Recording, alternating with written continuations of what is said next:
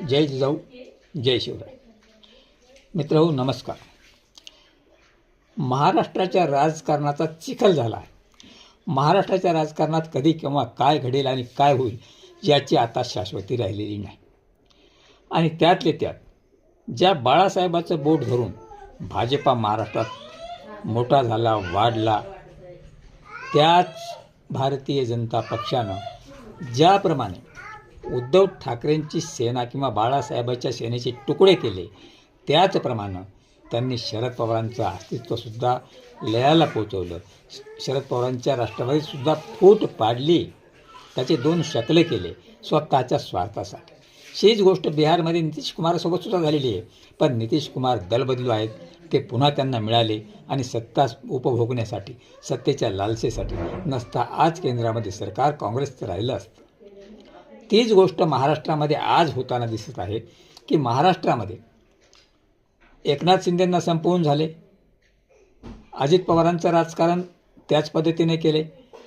दोघांनाही पुणे, पिंपरी चिंचवड इथे काही टक्का उरला नाही.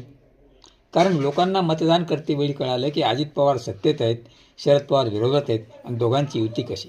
म्हणून जनतेने त्यांना मतदानामध्ये नाकारलं.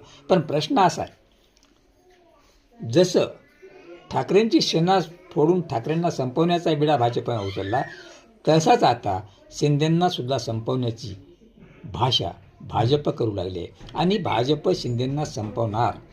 भाजपचा अजेंडा आहे, जिथं आपली सत्ता नाही तिथे छोट्या छोट्या पक्षाशी युती करायची, प्रादेशिक युती करायची आणि मोठं व्हायचं आणि नंतर त्यांनाच गिळंकृत करायचं, हा भाजपचा प्लॅन.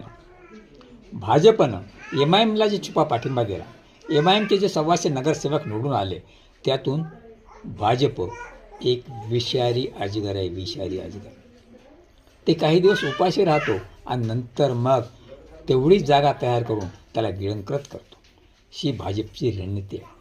भाजपनं ज्याप्रमाणे उद्धव ठाकरेचे सेना संपवण्याचे आटोकाट प्रयत्न केले, तेच प्रयत्न शिंदेंना संपवण्यात करणार आहेत.